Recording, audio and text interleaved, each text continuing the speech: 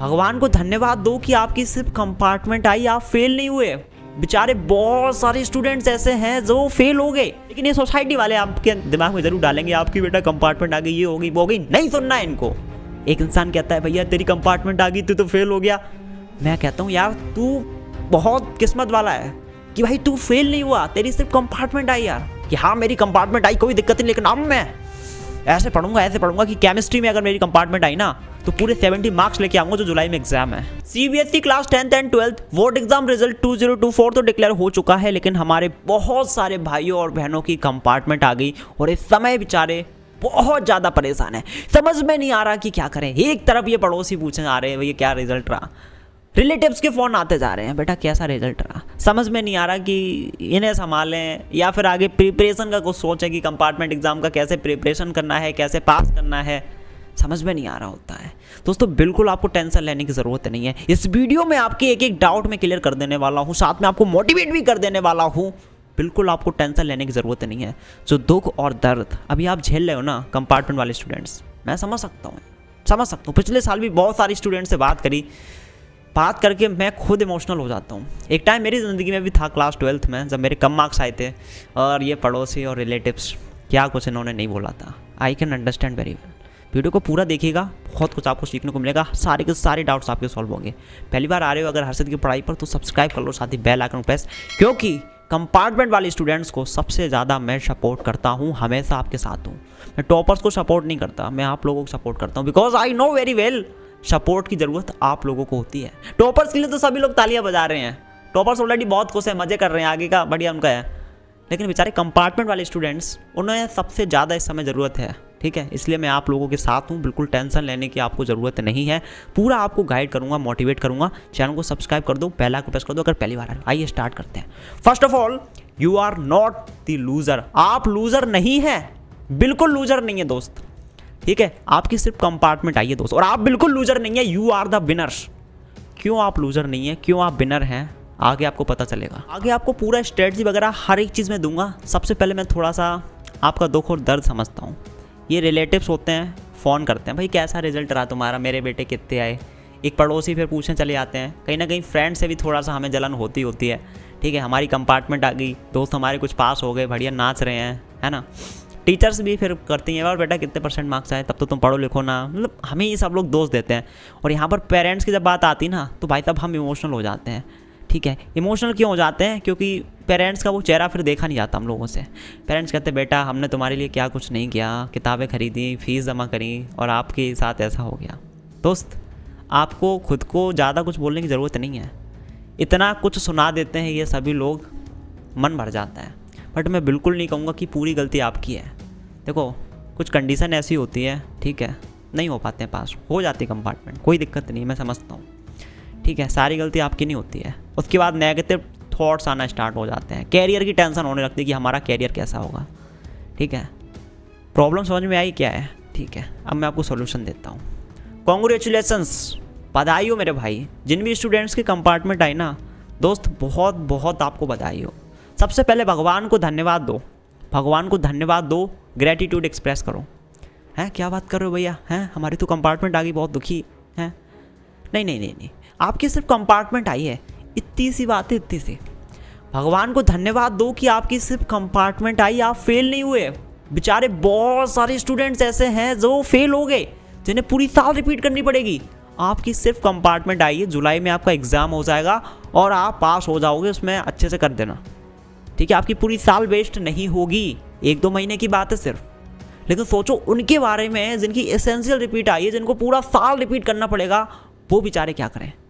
तो भगवान को धन्यवाद दो कि आप फेल नहीं हुए, आपकी एसेंशियल रिपीट नहीं आई, सिर्फ कंपार्टमेंट आई है, कुछ समय की बात है, पास हो जाओगे। और कहीं मार्कशीट में आपका कंपार्टमेंट लिख के नहीं आएगा, आपको दूसरी मार्कशीट दी जाएगी, उसमें कहीं नहीं लिखा जाएगा, ठीक है, कंपार्टमेंट वगैरह। आप पास कर लेना, जुलाई में जो एग्ज़ाम होगा वो।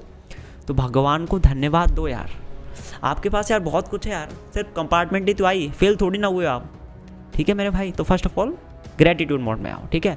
आप एकदम स्वस्थ हो, ठीक है, बढ़िया, कोई बीमारी नहीं है, बढ़िया वीडियो देख रहे हो, इंटरनेट है, डेटा है, आंखें सही है, कान मुंह नाक सब सही है, तो भैया धन्यवाद दो ऊपर वाले को। वरना हॉस्पिटल में जाके देखो कितने सारे लोग ऐसे हैं, किसी का हाथ नहीं है, कोई बीमार है, कितना दर्द झेल रहे हैं वो, समझ रहे हो। तो वो चीज़ है। चलिए आपके डाउट पहले मैं सॉल्व करता हूँ, उसके बाद स्ट्रेटजी देता हूँ, ठीक है। बिल्कुल डरने की जरूरत नहीं है, मैं आपके साथ हूँ। कुछ भी प्रॉब्लम आ रही है आप नीचे कमेंट कर देना, मैं आपको सपोर्ट करने के लिए हर मोमेंट पर रेडी हूँ। पहला क्वेश्चन काफ़ी सारे स्टूडेंट पूछ रहे थे, भैया कंपार्टमेंट एग्जाम कब होगा। देखो कंपार्टमेंट एग्जाम आपको होगा जुलाई में, ठीक है। अब हो सकता है जुलाई के एंड में हो या फिर मिड में हो, एंड में होगा वैसे जहाँ तक, ठीक है, या फिर अगस्त में भी जा सकता है, स्टार्टिंग में। क्लियर। तो सीबीएसई ऑफिशियल एक सर्कुलर जारी करेगा, उसके बाद आपका पूरा डेट वगैरह आपको मिल जाएगा कब आपका कंपार्टमेंट का एग्ज़ाम होगा। सेंटर कहाँ पे जाएगा, सेंटर आपका स्कूल नहीं होगा, दूसरी जगह जाएगा कहीं, ठीक है। आपको एडमिट कार्ड मिलेगा, उसमें लिखा होगा। क्लियर। सिलेबस आपका एकदम सेम रहेगा, ठीक है। एक डाउट और मैं छोटा सा आपको सॉल्व कर देता हूँ। जो लोग क्लास 10th में है ना, वो 2 सब्जेक्ट के कंपार्टमेंट दे सकते हैं, और जो क्लास 12th में है वो अभी जो जुलाई में एग्जाम होगा सिर्फ एक सब्जेक्ट का दे सकते हैं। क्लियर। Is it okay. बाकी और डिटेल्स में आपको बहुत जल्द वीडियोस मिल जाएंगी, कुछ भी आपका डाउट हो, ठीक है। जैसे एडिशनल सब्जेक्ट एक बीच में आता है। नाउ भैया तैयारी कैसे करनी है। देखो जो हुआ सो हुआ, उसको छोड़ दो, आगे की सोचो, आगे क्या करना है। स्ट्रेटजी भाई साहब देखो क्या है स्ट्रेटजी, ठीक है। ये स्ट्रेटजी आप यूज़ कर लो, ईजिली पास हो जाओगे। सबसे पहले तो वन शॉट देखो भाई साहब, मोस्टली स्टूडेंट की मैंने देखा केमिस्ट्री के अंदर कंपार्टमेंट आई है, ठीक है। तो आपको क्या करना है, वन शॉट लेक्चर देखना है। क्लियर। 1, 2, 3 घंटे में पूरा चैप्टर हो जाता है, और वन शॉट में जो पढ़ाया जाए साथ में नोट्स जरूर बना लेना भाई साहब, नोट्स जरूर बना लेना। वन शॉट लेक्चर देखो, साथ में नोट्स बनाओ। एक आधी टॉपिक अगर वन शॉट से आपको समझ में नहीं आते हैं, अलग से सर्च करके वो देख लो, ठीक है। अब ये जो नोट्स बनाए ना आपने, इसका आपको क्या करना है, कम से कम 3 से 5 बार रिवीजन करना है। और रिवीजन ये मैं बोलूँ ये मोस्ट इंपॉर्टेंट है। कहीं ना कहीं आपकी कंपार्टमेंट आई है, और मुझे पता है आप लोगों ने तैयारी भी अच्छे से करी होगी, लेकिन उसके बावजूद कंपार्टमेंट आई, ठीक है। आप लोगों ने पूरी अपनी मेहनत करी यार, लेकिन उसके बावजूद कंपार्टमेंट आ जाती है, मैं समझ सकता हूँ यार, ठीक है। बहुत सारे स्टूडेंट से बात होती है, पूरी मेहनत करते हैं, उसके बावजूद आ जाते हैं, पूरी साल पढ़ाई करते हैं, कोचिंग जाते हैं, उसके बावजूद कंपार्टमेंट आ जाती है, ठीक है। क्या ही कर सकते हैं, समय की बात होती है, ठीक है। तो रिवीजन बहुत इंपॉर्टेंट है भाई साहब, ठीक है। कहीं ना कहीं आप सिलेबस पूरा करके गए, लेकिन आपने रिवीजन सही से नहीं किया, चीज़ें याद नहीं हो पाई, तो सही से लिख नहीं पाए और कंपार्टमेंट आ गई, है ना। इसलिए रिवीजन बहुत इंपॉर्टेंट है। भले या 50% सिलेबस पूरा करके जाना, लेकिन अच्छे से रिवीजन करके जाना, कम से कम 50% मार्क्स तो आएंगे, ठीक है। तो आपको वन शॉट देखना है, साथ ही साथ आपको नोट्स का रिवाइज करना है कम से कम 3 से 5 बार। जितनी ज़्यादा बार कर सकते हो उतनी ज़्यादा बार कर लो, चीज़ें याद हो जाएंगी ना। अब बारी आती है भैया क्वेश्चन की। इतना कर लोगे आप, लेकिन भैया बोर्ड एग्जाम में आपसे क्वेश्चन पूछे जाएंगे। तो क्वेश्चन की जहाँ तक बात आई, तो मैं कहूँगा भाई साहब PYQ कर लो, साहब PYQ कर लो। क्या बात करो भैया, PYQ, हाँ। और PYQ में आपको कुछ इंपॉर्टेंट NCERT के भी क्वेश्चन मिल जाएंगे, साथ में एग्जाम्पलर के भी मिल जाएंगे। और हाँ, जितने भी न्यूमेरिकल्स वगैरह है ना, उनकी प्रैक्टिस ज़रूर कर लेना भाई साहब, उसको रटना नहीं है। ये गलती मैंने भी करी थी क्लास 12th में। मैथ्स को ना मैं रट के गया था, फिजिक्स में न्यूमेरिकल्स, तो वहाँ सॉल्व नहीं कर पाया था काफ़ी सारे, ठीक है। इसलिए प्रैक्टिस करके जाना है। क्लियर। PYQ आप प्रैक्टिस कर लो। जैसे कि केमिस्ट्री में अगर आपकी कंपार्टमेंट आई है, तो भरत पंचाल सर हैं और भी काफ़ी सारे टीचर्स हैं, उन्होंने PYQ की पूरी सीरीज़ बनाई हुई है, वो प्रैक्टिस कर लो, मोर देन इनफ है, ठीक है। उसमें NCERT के भी इंपॉर्टेंट क्वेश्चन होंगे, एग्जाम्पलर के भी इंपॉर्टेंट क्वेश्चन होंगे, मोस्ट एक्सपेक्टेड क्वेश्चन भी होंगे, ठीक है। सारे के सारे मिल जाएंगे आपको। तो मैं कहूँगा क्वेश्चन के लिए आप PYQ कर लो, मतलब काफ़ी है। और हाँ, PYQ का भी अच्छे से रिवीजन कर लेना भैया। ज़रूरी नहीं है कि आप बहुत सारे क्वेश्चन करो, बहुत डिटेल में पढ़ो, ना जी ना। काम लायक पढ़ो जितना ज़रूरी है, ठीक है। लेकिन जितना पढ़ो उतना अच्छे से पढ़ो कि दिमाग में घुस जाए अच्छे से, ठीक है। और लास्ट में अगर आपको समय मिलता है तो आप सैम्पल पेपर भी कर सकते हैं। ये सिंपल सी स्ट्रेटजी है, लेकिन आगे मैं जो चीज़ें बताने वाला हूँ ना, वो जब तक फॉलो नहीं करोगे ये स्ट्रेटजी काम नहीं आएगी। बिकॉज सबसे ज़्यादा इंपॉर्टेंट है भैया पढ़ाई करना, लेकिन पढ़ाई हम कर ही नहीं पा रहे। एक तो भैया कंपार्टमेंट आ गई, पड़ोसी ये वो फलान देखना, एक तो ऑलरेडी बहुत ज़्यादा नेगेटिव हो जाते हैं, मेंटली हिल जाते हैं कि आप क्या करना है। ये स्ट्रेटजी कैसे करेंगे भैया, हमारा तो पढ़ाई में मन ही नहीं लग रहा है। पढ़ाई में मन कैसे लगेगा, मैं बताता हूँ। आगे कुछ इंपॉर्टेंट टिप्स बता रहा हूँ, बहुत ध्यान से सुनना, उसके बाद ही स्ट्रेटजी यूज़ करना। इंपॉर्टेंट टिप क्या है, सबसे पहला ध्यान से देखना गाइस, ये छोटी मोटी चीज़ नहीं है, बर्निंग डिज़ायर। भैया आपको ना एक बर्निंग डिज़ायर चाहिए अंदर कि हाँ मेरी कंपार्टमेंट आई, कोई दिक्कत नहीं, लेकिन अब मैं ऐसे पढ़ूंगा कि केमिस्ट्री में अगर मेरी कंपार्टमेंट आई ना, तो पूरे 70 मार्क्स लेके आऊँगा जो जुलाई में एग्जाम है। एक बर्निंग डिज़ायर होनी चाहिए कि मेरे को चाहिए ही चाहिए। बचपन में हम सभी लोगों के साथ होता है ना, एक खिलौना होता है, एक टॉय होता है, ये तो हमें चाहिए ही। एक बर्निंग डिज़ायर होती है, ये टॉय तो मेरे को चाहिए ही चाहिए। फिर मम्मी से कहेंगे मम्मी प्लीज़ दिला दो, पापा प्लीज़ दिला दो, दादी जी प्लीज़ दिला दो।